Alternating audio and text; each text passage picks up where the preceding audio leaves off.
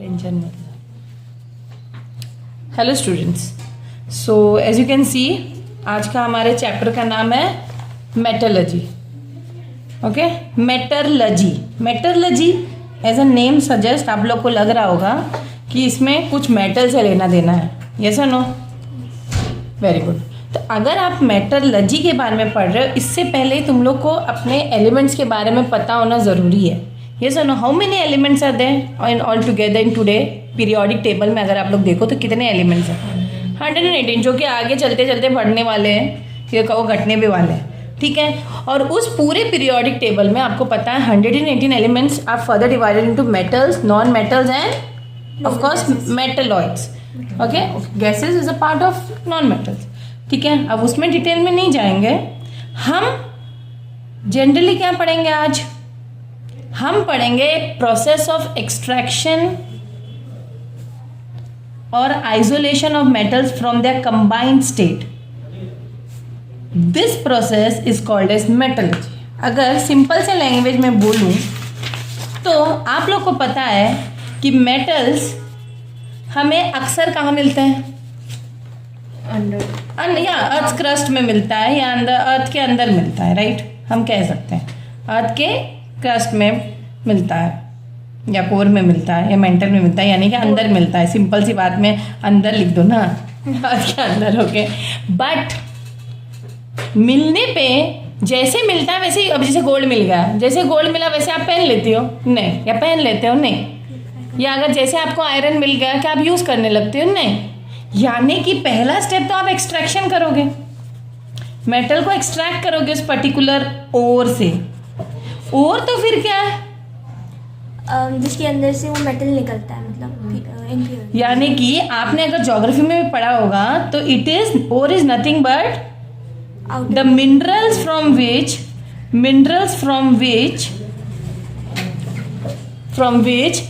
metals can be extracted. Metals can be extracted. Try to understand my point. यानी कि जो भी metals हमें अर्थ के अंदर मिलता है, ओके, उसको एक मतलब मिनरल से। अब तुम लोग पूछोगे मैम मिनरल्स क्या है? Minerals are naturally occurring chemical substances in the earth's crust. जैसे they are naturally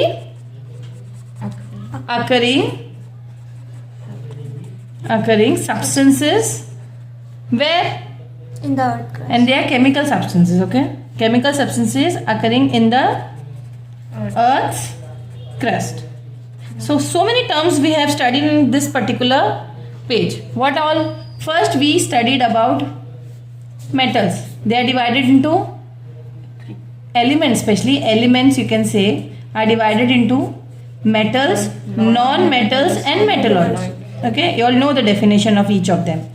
Then I told you all about a process which is known as, in fact your chapter's name in fact is metallurgy. So what is metallurgy? To discuss that topic we need to learn certain new terms और उससे related terms you can say. Metallurgy पढ़ने के लिए हम उससे related, metallurgy आप METAL लिखना। Okay, उससे रिलेटेड टर्म। मैंने क्या कहा? मेटल्स को एक्सट्रैक्ट करने के प्रोसेस को। Okay, entire process of extraction plus उसको हटाना, यानी कि आइसोलेट करना, उसको उसके कचरे से हटाना। Isolation of metals from the combined state, क्योंकि कोई भी मेटल ऐसे फ्री स्टेट में नहीं मिलेगा कि ये मेटल आयन मिल गया तुम्हें ज़मीन से निकाल लिया। नो, तुम्हें वो कंबाइंड स्टेट में यानी कि मिनरल फॉर्म में मिलेगा या ओर फॉर्म में मिलेगा। ओके, अब और क्या होता है? और क्या होता है? अभी तो मैंने कहा था minerals from which the metals can be extracted. Okay, और मिनरल्स क्या होते हैं? Naturally occurring chemical substances in the earth's crust. Okay, these are the terms which you definitely should know. Other than this, there is another term called gang. What is gang? Friendship की gang नहीं। Gang chemistry में कचरा होता है, contamination. यानी कि जो और हमें मिलता है वो कंटैमिनेटेड भी हो सकता है। Contaminated with what?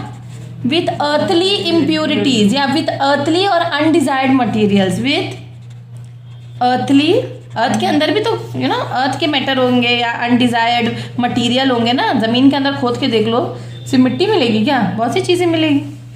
Materials with which metal is contaminated, जिससे क्या होता है, मेटल्स हमारा कंटेमिनेटेड हो जाता है, और इस जो जिससे वो कंटेमिनेट हो रहा है उस चीज को हम क्या कहते हैं, क्या कहते हैं, गैंग।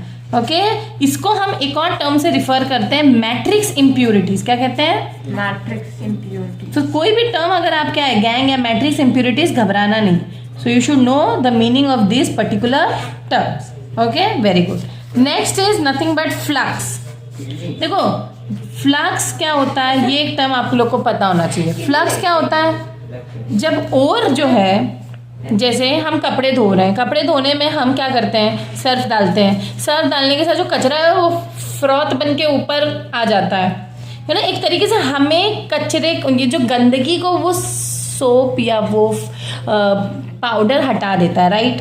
तो यहाँ पे भी कुछ ना कुछ ऐड किया जाता है टू द ओर। क्या, substance which is added to the substance which is added in the ore to convert non-fusible gang, जो गैंग फ्यूजिबल नहीं था, यानी कि निकालने के काबिल नहीं था, उसके साथ फ्यूज करेंगे उस पर्टिकुलर सब्सटेंस के साथ और उसको निकाल देंगे। Fusible gangue to what, fusible what, fusible compound, fusible compound which is called as flux. Okay, actually ये आप लोग को स्टेप में आएंगे जहाँ पे आपको आयन को प्यूरिफाई, जो आपके सिलेबस में नहीं है, लेकिन क्योंकि ये टर्म मुझे लगा एज अ साइंस स्टूडेंट आप लोग को पता होना चाहिए। Okay, that's why I thought of introducing this terms to you. Another term I would like to introduce is slag. Slag क्या है, अगेन ये जो फ्यूजिबल कंपाउंड है, ये जो फ्यूजिबल कंपाउंड है, जो हम कह रहे हैं कि हम फ्लक्स डाल के फ्यूजिबल बना रहे हैं पर्टिकुलर गैंग को, तो वो fusible compound form by the combination of flux is called slag. यानी कि जो फाइनली जो निकलने वाला है ऊपर से वो स्लैग, वो गैंग उस फ्लक्स से मिलके यानी कि स्लैग बन जाएगा, और स्लैग को हम ओके, द सब्सटेंस लिखो, the fusible compound, the fusible compound formed by the combination। हम लोग बचपन में हर टर्म को एकदम फोकस करते थे, फॉर्म्ड, कम, ऐसे नहीं कुछ लोग पढ़ते हैं, खैर ऐसे नहीं पढ़ना चाहिए। कंपाउंड फॉर्म नहीं, the fusible compound form by the combination of what, of flux and gang, very good, is called slag. Slag से करेंगे सबका स्वागत। यानी कि अगर इसको मैं फॉर्मूला टाइप लिखूं तो कैसे लिखोगे, फ्लक्स प्लस गैंग गिव, या ऐसे reaction type slag. Okay, good. यहाँ पे एक एग्जांपल मैं दे सकती हूँ, अगर कैल्शियम ऑक्साइड है उसके साथ हम ज़्यादा करके सिलिकेट, जो अक्सर गैंग होता है, बहुत सारे मिनरल्स में होता है ये, ओके, ओर्स में होता है, और उसको हटाना होता है, तो उसके साथ हम कैल्शियम ऑक्साइड मिला देते हैं ताकि हमें फाइनली जो स्लैग मिलता है, कैल्शियम सिलिकेट मिलता है, जो कि हमारा एक्चुअली स्लैग होता है। So this is the way you try to एक स्टेप है जिसमें आप प्यूरिफाई कर सकते हो हमारा particular metal, okay, from its ore. Okay, important ores अब अगर मैं आपसे डिस्कस करूं, ओके, इंपॉर्टेंट ओर्स कौन कौन से, आपने देखा ही होगा कि मेटल्स जो मोस्टली मुंह पे आते हैं, जबान पे आते हैं, जो आप लोग को जानते हो, बताइए जो मेटल्स आपको use, aluminium, very good, iron या ion, okay, very good, copper, zinc, यही सब मुंह में आ रहे, गोल्ड, सिल्वर, यानी कि तो फिर एक्सट्रैक्शन भी, वेरी गुड, इन्हीं के एक्सट्रैक्शन होंगे, right, very good, again very good. Okay, now हर किसी का अपना ओर होता है, जैसे आयरन, स्पेशली आयरन का ओर बहुत 4 ओर्स है उसके, फेमस है। कोई बता सकता है, अभी ज्योग्राफी में पढ़ा है अपने आयरन के ओर्स, और ये क्वेश्चन ज्योग्राफी में भी है इंडस्ट्री चैप्टर में। Hematite, magnetite, limonite, okay, siderite भी दिया है, तो आप कोई 2 पढ़ लीजिए, डिपेंड है आपको जितना पढ़ना है। यहाँ पे ये दिख नहीं रहा होगा, लो मैं दिखा रही हूँ। Hematite, magnetite, siderite, okay, limonite भी है। उसी तरह जिंक का भी और है, जिंक और का और के नाम है जिंक ब्लेंड। ये इसको पढ़ लो क्योंकि ये ज्योग्राफी में भी एप्लीकेबल है आप लोग को, ठीक है। ओर्स के नाम आप लोग को पढ़ना है। एल्यूमिनियम का तो फेमस और है बॉक्साइट, क्रायोलाइट भी है, फेल्ड्स्पार भी है, ठीक है। और गलेना जो है वो लेड का और है। मैग्नीशियम का कार्नेलाइट है। सोडियम का रॉक सॉल्ट है, जो सॉल्ट है हमारा, जो मोटा नमक जो कहते हैं, काला नमक, रॉक सॉल्ट, जो सी वाटर से मिलता है, उससे हम सोडियम निकाल सकते हैं इवेपोरेशन के थ्रू। एंड ऑल प्रोसेसेस होते हैं निकालने के अपने अपने, यानी कि एक्सट्रैक्ट करने के। Then you have carnallite of for potassium, okay, इसका फॉर्मूला यहाँ पे दिया है, okay. Then other than then you have copper का जो मेटल होता है उसका नाम होता है कॉपर पायराइट्स, ओके। मर्क्यूरी का होता है सिनेबर, एंड एजी का होता है argentite, horn silver, okay. So this are the basic metals जिसके हम ओर्स पढ़ रहे थे। और वेरी इंपॉर्टेंट, इस चैप्टर का मेन ऑब्जेक्टिव हमें क्या है?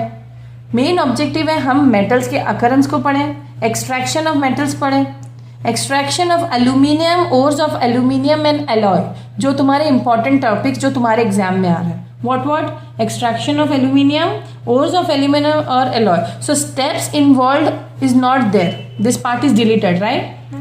स्टेप्स इन्वॉल्व डिलीटेड है ना? यस और नो? जस्ट एक बार है ना? ओके, तो ये पार्ट डिलीटेड है आपका। तो हम आगे बढ़ते हैं। वैसे ये है तो इम्पॉर्टेंट, लेकिन अब है नहीं, मैग्नेटिक सेपरेशन वगैरह ये सब नहीं है, तो हम उसी पार्ट पे जाते हैं जो आपको है। तो आपको है एक्सट्रैक्शन ऑफ एल्यूमिनियम। तो आपका टॉपिक क्या है? Extraction of aluminium. जैसे मैंने कहा, एल्यूमिनियम जो है एक बहुत ही, अगर एल्यूमिनियम की बात करो, कोई एल्यूमिनियम के बारे में कुछ जानता है? एल्यूमिनियम की पीरियोडिक टेबल में सिंबल क्या है? Very good. उसका आप मुझे बताइए दिखता कैसे? सिंबल तो ये है, अपीयरेंस कैसे है? सिल्वरी ग्रे मेटेलिक स्ट्रक्चर है, अपीयरेंस है। एटॉमिक नंबर 13, वैलेंसी 13, मतलब 2,8,3 होगा ना, तो 2 कैसे होगा? 3 होगा ना, तो फिर वैलेंसी क्या होगी? 3। Very good. इसमें मास नंबर भी दिया है, 13 का डबल हुआ 26, 26 + 1 7, ऑड नंबर यानी कि डबल + 1 27 मास नंबर हुआ, ओके। एटॉमिक वेट दिया है 26 या अप्रॉक्सीमेटली 27, बात तो वही हुई, okay. Elementary category post transition metal, इतना डिटेल में जाने की ज़रूरत नहीं, लेकिन हाँ ये ग्रुप 13 में आता है, पीरियड नंबर 3, ओके।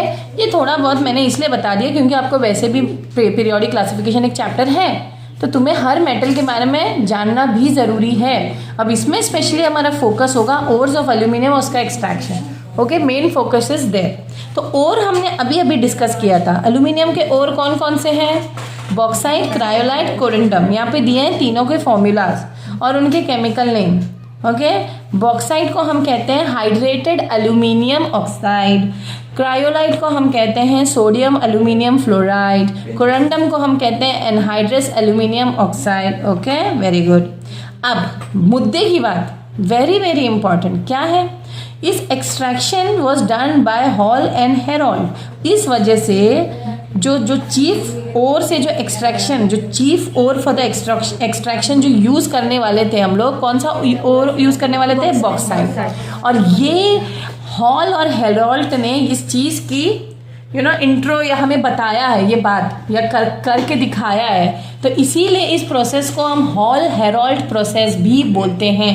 जैसे आपने पढ़ा है अमोनिया को बनाने के लिए कौन सा प्रोसेस यूज़ करते हैं? हेबर्स प्रोसेस, क्योंकि हेबर भैया ने बताया था। अब हॉल हेरोल्ड भैया ने बताया, तो इनका नाम याद कर लीजिए आप लोग। कौन से ईयर में? 1885, ओके। अब क्योंकि प्यूरिफिकेशन ऑफ बॉक्साइट ओर में हमें पहले एल्यूमिनियम ऑक्साइड, बॉक्साइट ओर क्या होता है एक्चुअली, क्या होता है? It is an impure aluminium oxide. हमें इस इम्प्योर फॉर्म से एल्यूमिनियम को हटाना है, यानी कि एल्यूमिनियम चाहिए हमें ये पूरा नहीं चाहिए, ओके। इसमें क्या क्या वो हो सकता है इम्प्योरिटीज? इसमें हो सकता है आयरन ऑक्साइड, इसमें हो सकता है सिलिका। सिलिका तो फेमस है, हर किसी में होता है, अभी मैंने कहा था SiO2 as the main impurities. तो हॉल्ट हेरोल्ड प्रोसेस करने से पहले हम बेयर्स प्रोसेस करते हैं, यानी कि ये 2 स्टेप में करेंगे हम। पहला स्टेप है बेयर्स प्रोसेस, फिर है हॉल्ट हेरोल्ड प्रोसेस, जो एक्चुअली कुछ नहीं बल्कि इलेक्ट्रोलिटिक रिडक्शन है। इलेक्ट्रोलिसिस यूज़ करेंगे हम फ्यूज्ड एल्यूमिना। तो पहले हमें एल्यूमिना बनाना, बेयर्स प्रोसेस से हमें क्या बनाना है? एल्यूमिना।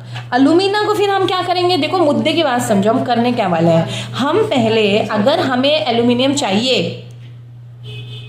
एल्यूमिनियम चाहिए तो हम क्या करेंगे? उसका ओर लेंगे। कौन सा ओर लेंगे? बॉक्साइट ले लिया मैम। उसके बाद हम उसको 2 स्टेप में करेंगे। हॉल्ट हेरोल्ड ने बताया था हमें कैसे फाइनली एल्यूमिनियम बनता, लेकिन बेयर्स प्रोसेस से हम पहले एल्यूमिना बनाएंगे। एल्यूमिना कुछ नहीं, हमें प्योर एल्यूमिना यहाँ मिलना है जो कि Al2O3 है। इसको हम आगे लेके जाएंगे और उसका कुछ नहीं इलेक्ट्रोलिटिक रिडक्शन करेंगे, जो कि हमारा सेकेंड स्टेप है, that is nothing but Hall Heroult process और electrolytic reduction of fused alumina. This is nothing but fused alumina. तो पहले स्टेप देख लेते हैं। अगर एग्जाम में आए बेयर्स प्रोसेस तक करो तो यहाँ तक करना, अगर कहेंगे पूरा बताओ तो यहाँ से लेके यहाँ तक नेक्स्ट स्टेप यहाँ तक करना। ओके, तो let us see one by one. Okay, now Bayer's process is used to obtain pure aluminium oxide, that is nothing but Al2O3 from bauxite ore, यानी कि इस बॉक्साइड से हमें ये 2H2O हटाना, Al2O3 निकालना। तो कैसे करेंगे? इस मेथड में हम केमिकल प्यूरिफिकेशन करते हैं। किसका? फाइनली पाउडर्ड हो, जो बॉक्साइड को फाइनली पाउडर बनाते हैं और उसका प्यूरिफिकेशन करते हैं। लेकिन करते कैसे हैं? सोडियम हाइड्रोक्साइड सॉल्यूशन के साथ। Very very important. करते कैसे हैं? सोडियम हाइड्रोक्साइड सॉल्यूशन के साथ। ओके, तो चलो करते हैं, शुभारंभ करते हैं इसको प्यूरिफाई करने का। पहला स्टेप है बेयर्स प्रोसेस। तो उसमें हम इम्प्योर बॉक्साइड ले लिया, हमने NaOH डाल दिया। अब एक पर्टिकुलर टेम्परेचर में उसको हम लोग ने हीट किया या एक्सपोज किया 150 to 200। ये बहुत इंपॉर्टेंट, जो बच्चे लिखते नहीं है, टेम्परेचर, कैटलिस्ट, ये सब बहुत इंपॉर्टेंट होते हैं, चाहे ये चैप्टर हो चाहे आपके कंपाउंड वाले जो चैप्टर्स हैं। ठीक है, वो चैप्टर का नाम पता है ना, some important compounds, study of compounds. उसमें भी हमें कैटलिस्ट, प्रोसेस का नाम और टेम्परेचर, प्रेशर, ये बहुत ज़रूरी है। ठीक है, now you take it, what happens is this Al2O3 और Na कंबाइन करके सोडियम एल्यूमिनेट बनाते हैं। ओके, बना लिया मैम इन लोग ने। अब ये H2O अलग, एक्चुअली मेन मकसद वही है, H2O को अलग करना है कि तभी तो Al2O3 मिलेगा हम लोग को। अब हमें मिला NaOO2, ये चाहिए हमें? नहीं, हमें क्या चाहिए? Al2O3। अब इसको हम वापस से 2H2O, मतलब फिर से हम इसको पानी में मिला के इसको 50 to 60, देखो टेम्परेचर वेरी करता है ना। अगर तुम चाय को थोड़ी देर खिलाओ और बहुत देर खिलाओ, क्या टेस्ट में अलग होता है? ऑफ कोर्स होता है ना। तो उसी तरह यहाँ पे हर टेम्परेचर, मतलब टेम्परेचर भी रिएक्शन पे काफ़ी इफेक्ट करता है उसका, चाहे केमिकल कॉम्पोजिशन बदलने में, टेस्ट में, या जो भी कॉम्पोजिशन है। Okay, so what you get here? You get obviously sodium hydroxide again. मतलब तुम कहोगे मैम आप ये क्या कर रही हो, पहले सोडियम हाइड्रोक्साइड डाला और Al2 को ओ ज्वाइन करवाया, वापस से तो आपने H2O डाल के फिर से सोडियम हाइड्रोक्साइड बनाया। लेकिन यहाँ देखो बन क्या रहा है, अब हमारे साथ AlOH3 बाहर निकल आया।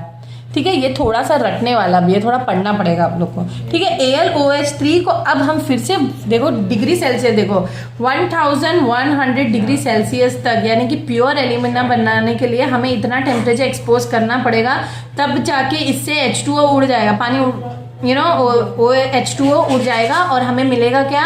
Al2O3 और बचा हुआ OH, यानी कि H2O उड़ गया, AlO3 मिल गया। ओके, मिल गया मैम। ठीक है, नेक्स्ट स्टेप करते हैं। नेक्स्ट स्टेप हमारा है electrolytic reduction of fused alumina. इसको हम एक अपैरेटस में लेंगे। अपैरेटस यानी कि ऑब्वियसली इलेक्ट्रोलिसिस करने के लिए इलेक्ट्रोलिटिक अपैरेटस होना ही चाहिए, तो हम उसको एक इलेक्ट्रोलिटिक सेल में लेंगे। ओके, सेल लेंगे और ये एक रेक्टेंगुलर आयन टैंक है। इसको गौर से देखो, ये एक रेक्टेंगुलर आयन टैंक है विथ स्लोपिंग बॉटम। ये देखो, ये इसका बॉटम थोड़ा सा स्लोपिंग है, ये देखो स्लोपिंग है, थोड़ा सा स्लोपिंग बॉटम है। Okay, the tank is lined with carbon. ये जो लाइनिंग है, ये जो टंकी की लाइनिंग किससे बनी है? Carbon lining. यहाँ पे लिखा है देखो, carbon lining. Okay, carbon lining, very good. अब आप लोग को पता है इलेक्ट्रोलिटिक सेल में एक एनोड जरूर होता है और एक कैथोड जरूर होता है। आपको यहाँ पे डिसाइड करना है एनोड कौन है, डिसाइड नहीं करना है, यहाँ पे बताओ मुझे कि एनोड कौन है, कैथोड कौन है। एनोड कौन है, कैथोड कौन है, बताओ। बहुत दूर थे तुम। द एनोड बताइए। Anode of the cell is made up of carbon, positive है ना, कार्बन पॉजिटिव।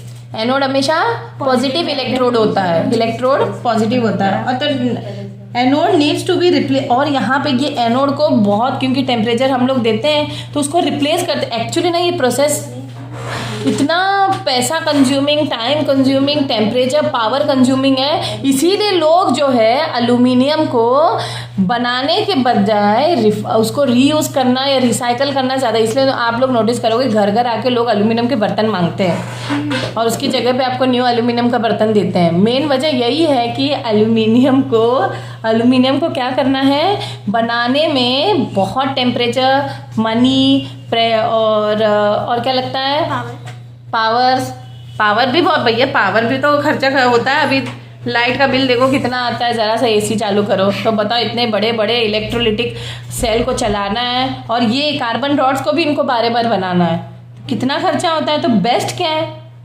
इसका रीयूज़ करो या रिसाइकल करो। खैर चलो अब लेकिन सीखना तो पड़ेगा ही ना कि बनता कैसा है। एक बार ही सही बनाया तो होगा किसी ना किसी ने इसको। Okay, so where we were discussing about electrolytic reduction of alumina, यानी कि हम अलुमिना बना चुके हैं बेयर्स प्रोसेस से। अब हम इस इलेक्ट्रोलिटिक सेल के थ्रू क्या बनाने वाले हैं, एल्यूमिनियम को एक्सट्रैक्ट करने वाले हैं। लेकिन इस apparatus को गौर से देखो। Again I am saying it's a rectangular iron tank, okay, lined with carbon which acts as cathode. तो हमारा एनोड कौन है, कार्बन। हमारा जो लाइनिंग वाला कैथोड, वही कार्बन ही कैथोड है, लेकिन लाइनिंग वाला ये भी नोटिस कर लो, कार्बन। लेकिन यहाँ पे ग्रेफाइट भी मिला हुआ है, हम बताएंगे। देखो कार्बन के बहुत सारे फॉर्म्स होते हैं, इट्स नॉट ओनली, देखो कार्बन हमारा डायमंड भी है, ग्रेफाइट भी है, लेकिन दोनों कितने अलग अलग है। ग्रेफाइट कितने नरम होता है और कार्बन जो डायमंड के फॉर्म में the hardest metal in the earth. तो यहाँ पे देखिए जो कार्बन हमारे यहाँ ग्रेफाइट एनोड है, कार्बन की जो लाइनिंग है वो कैथोड है, ये याद रखना आप लोग, ठीक है।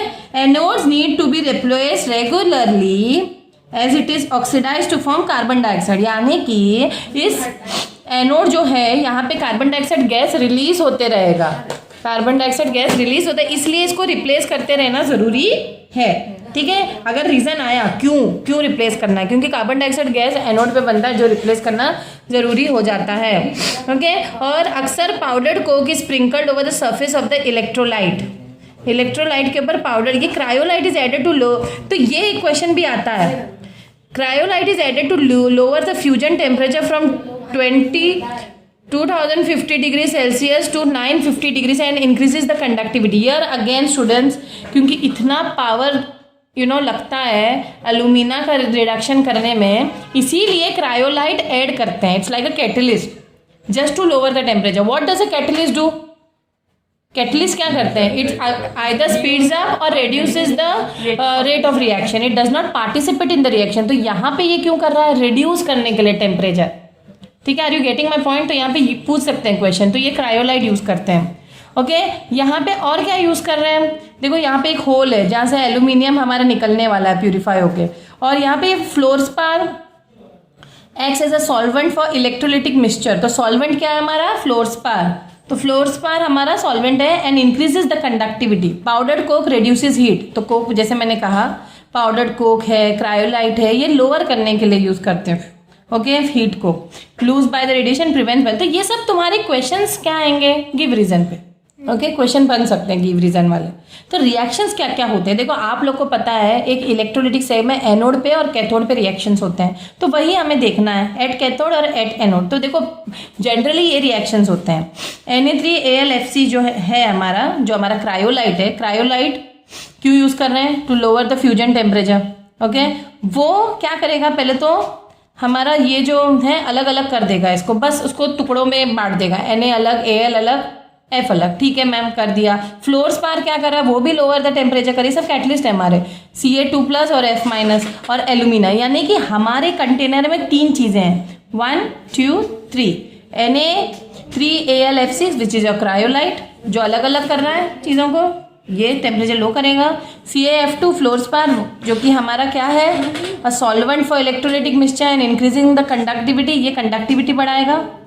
ये क्या करेगा, टेम्परेचर लो करेगा या फ्यूजन लो करेगा। और अलुमिना जो एक्चुअली हमें जिसका रिडक्शन करना है, ये तो बेसिकली हमारे, ये हमने वजह बताया ये क्यों यूज़ कर रहे हैं। तो कि अब कैथोड और एनोड पे क्या क्या रिएक्शंस होंगे, थोड़ा दिमाग चलाओ। अब बहुत सारे आयन से, अगर आप लोग देखो इलेक्ट्रोलिसिस चैप्टर मैंने पढ़ाया था, पहले आप कैटायंस और एनायंस को अलग करते हो, जिसकी रिएक्टिविटी सीरीज, आपने रिएक्टिविटी सीरीज स्टार्टिंग में आपको पता होना चाहिए रिएक्टिविटी सीरीज क्या होती है। रिएक्टिविटी सीरीज मैंने आपको बताया भी है कि पोटेशियम, फिर सोडियम, फिर calcium. Please stop calling me a cute zebra, I like her, call me mat sweet goat या स्वीट गोट, जो भी है उस हिसाब से, निमोनिक के हिसाब से आप लोग इसको अरेंज करिए। ये निमोनिक मैंने दिया है आपको प्रीवियस लेक्चर में, ओके। और हाइड्रोजन के ऊपर जो है वो हाइड्रोजन को रिप्लेस करते हैं, जितने मेटल्स हाइड्रोजन और हाइड्रोजन के नीचे वाले उनको हाइड्रोजन रिप्लेस करता है, ओके। ये भी मैंने आप लोग को बताया था, हाँ। तो ये मेटल्स, तो ये हाइड्रोजन से कंपैरिजन हुआ जा रहा है। और यहाँ पे नीचे की तरफ आ रहा है decreases chemical reactive, least reactive metal नीचे होंगे, गोल्ड वगैरह लीस्ट रिएक्टिव है ना, और हाईली रिएक्टिव मेटल्स ऊपर होंगे, ओके। ये आप लोग को याद रखना है, वेरी गुड। अब आगे बढ़ते हैं। मैंने रिएक्टिविटी सीरीज दिखाने की वजह क्या थी, क्योंकि आप लोग को पता है कि जब हम इलेक्ट्रोलिसिस करते हैं, हम रिएक्टिविटी के हिसाब से जो मेटल रिएक्टिव होता है उसको हम लीस्ट रिएक्टिव होता है वो हम आगे भेज देते हैं, right. Various forms of ion are present यार। यहाँ पे देखो पॉजिटिव आयन कौन कौन से है, सोडियम है, Al, देखो Al3+ है, Ca2+ है, और नेगेटिव कौन से हैं, F- है, O2- है, ये नेगेटिव है, ठीक है। तो नेगेटिव आयन, पॉजिटिव आयन दोनों मैंने बता दिए कौन कौन से हैं। तो एल्यूमिन जो लोअर पोजीशन में होता है एक्टिविटी सीरीज में, उसको हम प्रीफर टू बी डिस्चार्ज, ये मैंने हमेशा इलेक्ट्रोलिसिस में सिखाया है। जो लोअर होते हैं रिएक्टिविटी सीरीज में वो पहले डिस्चार्ज होते हैं। तो इन तीनों के कंपैरिजन में सोडियम, कैल्शियम या एल्यूमिनियम में कौन लोअर है, कौन लोअर है, जल्दी बताइए। ऑब्वियसली एल्यूमिनियम नहीं है, सोडियम और कैल्शियम उसके ऊपर है, तो डिस्चार्ज पहले कौन होगा, डिस्चार्ज एल्यूमिनियम होगा, बस। एल्यूमिनियम जाके डिस्चार्ज हो जाता है, कहाँ पे, क्योंकि एल्यूमिनियम पॉजिटिव आयन है तो वो कैथोड के पास जाएगा, लाइनिंग पे जाके। कार्बन लाइनिंग कैथोड है ना, यहाँ पे हमारा कार्बन लाइनिंग कैथोड है, तो कहाँ जाके डिस्चार्ज होगा, कैथोड पे कौन डिस्चार्ज होगा, Al3+। क्या करेगा वो, Al3+, क्योंकि हमारे Al3+ वहाँ पे जाके Al बनने वाला है। अपना देखो डिस्चार्ज होना है, अपने सर के ऊपर जो चार्ज है उसके 3+, उसको अपना चार्ज हटाना है, तो वो हटा देगा, Al बन जाएगा। बैलेंस कर देना रिएक्शन, ओके, रिएक्शन बैलेंस कर देना आप लोग। फिर thick rods of graphite are suspended to the fuse electrolyte, ये तो एनोड है हमारा। जो रॉड्स ऑफ ग्रेफाइट हमारा यहाँ पे हमारा एनोड था, वहाँ पे कौन जाएगा, ऑफकोर्स कौन जाता है एनोड के पास, नेगेटिव आयन। नेगेटिव आयन कौन है, O2 है नेगेटिव आयन, और F- रिएक्टिविटी सीरीज में O नीचे है इसलिए O जाएगा, वो अपने इलेक्ट्रॉन्स वहाँ पे एक इलेक्ट्रॉन छोड़ देगा और 6 मोल्स है। देखो यहाँ पे हमें ये जो बैलेंसिंग है इसको याद रखना होगा, ठीक है। और ये रिएक्शंस को एनोड पे पास कौन हो रहे, कैथोड के पास, ये बहुत बहुत ज़रूरी है। क्वेश्चन सिर्फ इतना आता है कि ओर्स ऑफ एल्यूमिनियम के एनोड पे क्या हो रहा है, मतलब इलेक्ट्रोलिटिक रिडक्शन में एनोड के पास के रिएक्शंस लिख दो, कैथोड के, बस इतना ही आता है। कभी कभी तो इतने ही रिएक्शंस आते हैं, इन्हीं को याद करके जाना, ये सुनो। तो anode oxidises carbon to carbon monoxide. अब एनोड पे जैसे मैंने स्टार्टिंग पे ही कहा कि carbon dioxide gas, carbon monoxide gas यहाँ पे बनता है, इसीलिए यहाँ के रॉड्स को रिप्लेस करना पड़ता है, वो गैस से ये खराब हो जाते हैं, इसको रेगुलरली रिप्लेस करना है, वही तो गैस यहाँ बनने वाला है। क्योंकि ऑक्सीजन जाके कार्बन से मिल के, क्योंकि ऑक्सीजन वहाँ रिलीज हो रहा है, वो कार्बन के साथ रिएक्ट करके कार्बन मोनोऑक्साइड और फर्दर कार्बन डाइऑक्साइड बन जाता है। ऑक्सीजन तो कौन कौन से गैस हो सकते हैं यहाँ पे, oxygen evolve at the anode escapes as gas और रिएक्ट्स विद कार्बन एनोड, ये तो मैंने आपको बताया ही है। और मैंने कहा कि कार्बन एनोड इज दस ऑक्सीडाइज्ड, कार्बन एनोड ऑक्सीडाइज हो रहा है ना, और कार्बन डाइऑक्साइड बन रहा है वहाँ पे। Carbon anode hence consumed and renewed periodically after a certain period of usages, okay. इसीलिए ये एक अच्छा टेक्निक नहीं है, बहुत पैसा कंज्यूमिंग, टाइम कंज्यूमिंग है, इसीलिए उसको रिसाइकल करना बेटर ऑप्शन है, ओके। ये तो हुआ, अब बन गया इलेक्ट्रोलिसिस हो गया, एल्यूमिनियम बन गया। देखो एक बार पॉलिशिंग भी तो करना है, तो उस चीज़ को हम रिफाइनिंग बोलते हैं। और रिफाइनिंग करने के लिए कौन सा प्रोसेस यूज़ करते हैं, हुब्स इलेक्ट्रोलिटिक प्रोसेस। अगेन फिर उसको हम इलेक्ट्रोलिसिस करेंगे, ओके ये एक इलेक्ट्रोलिटिक टैंक हम यूज़ करेंगे जिसके अंदर immiscible layer of molten substance, यहाँ पे मोल्टन सब्सटेंस है, देखो मोल्टन फ्लोराइड है, मोल्टन एल्यूमिनियम, लेकिन क्या बात है यहाँ पे ये इमिसिबल, एक दूसरे से मिक्स नहीं हो रहे हैं। ये वाले so let us continue with refining of aluminium. तो हमारा अलूमिना बन गया बेयर्स प्रोसेस से, फिर हमने अलूमिनिया से इलेक्ट्रोलिटिक रिडक्शन करके हॉट हेरॉल्ड प्रोसेस से एल्यूमिना का रिडक्शन कर दिया। अब उसी एल्यूमिना जो एल्यूमिनियम बन गया है, मतलब मिल चुका, उसको हम रिफाइन करेंगे, पॉलिश करेंगे। तो उसमें हम एक टैंक लेंगे, ये एक हूप्स इलेक्ट्रोलिटिक प्रोसेस है। अगेन यहाँ पे कैथोड एनोड होगा, लेकिन यहाँ पे हम लेने क्या वाले हैं, हम मोल्टन सब्सटेंसेज लेंगे जो इमिसिबल हो, एक दूसरे से मिक्स नहीं हो रहे हैं लेकिन लेयर बने हुए हैं। जैसे तेल और पानी मिक्स नहीं होते ना, इमिसिबल है, अपना अपना लेयर बना लेते हैं, उसी तरह ये भी मिक्स नहीं होंगे, अपने अपने लेयर बनाएंगे। मोल्टन फ्लोराइड है, मोल्टन इम्प्योर एल्यूमिनियम है, तो जो अपर लेयर है वो मोल्टन एल्यूमिनियम है, ठीक है। और फिर उसके अंदर कार्बन रॉड्स है, मोल्टन एल्यूमिनियम में कार्बन रॉड्स है जो कि कैथोड की तरफ सर्व करेगा। तुम्हें हर इलेक्ट्रोलिसिस में कैथोड कौन है, एनोड कौन है, please learn and go. Middle layer में क्रायोलाइट है और लोअर लेयर में इम्प्योर एल्यूमिनियम है।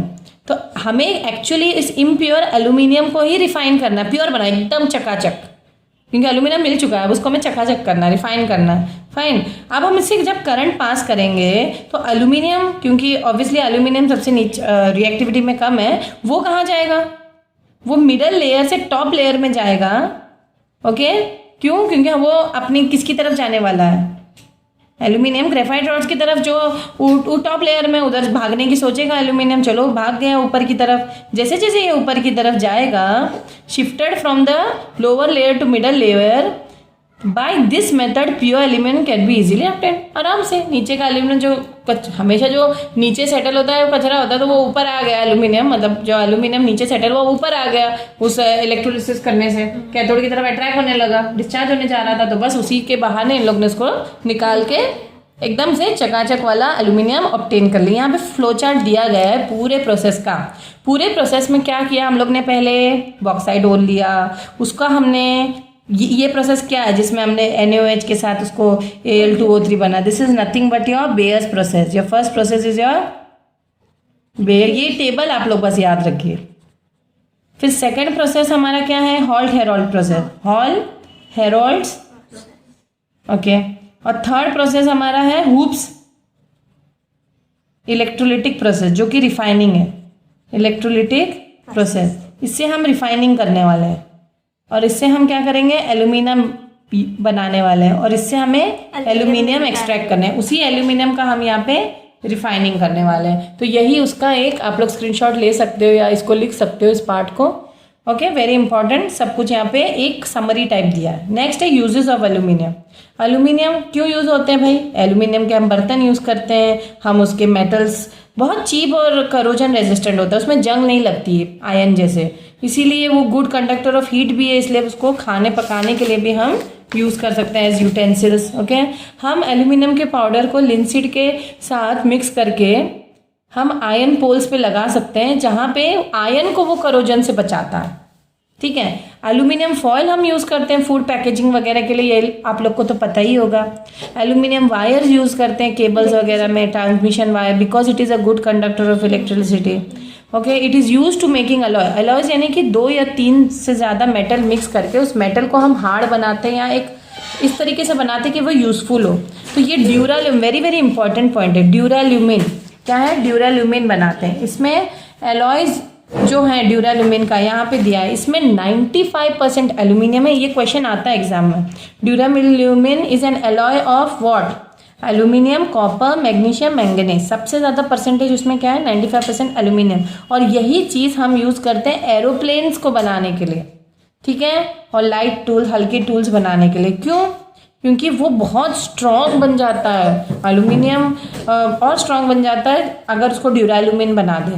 तो कि जो एयरक्राफ्ट के बॉडीज़ वगैरह है वो बनाने के लिए हम यूज़ करते हैं, प्रेशर कुकर बनाने के लिए यूज़ करते हैं। तो देखना प्रेशर कुकर कितना आग झेल लेता है, कितना मजबूत है। उसी तरह और भी एलॉयज है, मैग्नीशियम है, अल्निको, अल्निको भी क्वेश्चन आता है। अल्निको इसके नाम में ही उसका काम है, देखो एल्यूमिनियम, निकल, कोबाल्ट और आयरन, ये सब मिला के अल्निको बनता है। स्टेनलेस स्टील तो बहुत ही फेमस है, जो बर्तन तुम लोग घर में यूज़ करते हैं वो एक्चुअली स्टेनलेस स्टील है।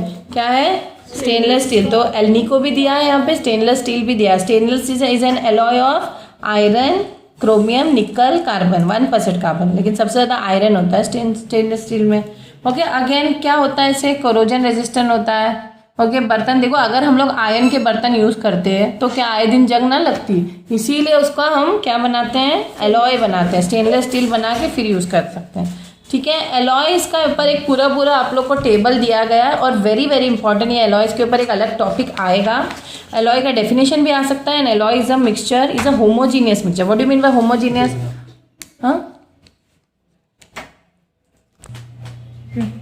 तो alloys is a homogeneous mixture of 2 or more metals और a metal and a non metal. ठीक है, यहाँ पे टेबल दिया गया है, यहाँ पे देखिए बहुत सारे एलॉयज के नाम दिए, उनके यूजेस दिए हैं। इस टेबल को आप लोग अच्छे से पढ़ लेना।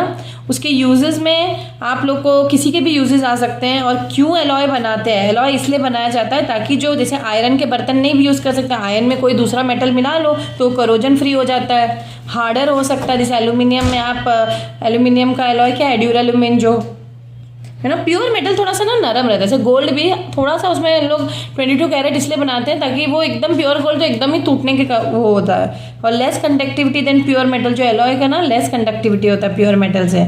और some alloys have low melting point, तो hence use for soldering of metal. तो ये सारे यूजेज है या पर्पस है, यूजेज नहीं, purpose of making an alloy, बनाया क्यों जाता है। ठीक है, एमालगम एक if N alloy containing mercury is one of its component, तो वो मर्क्यूरी के एलॉय को एमालगम कहा जाता है।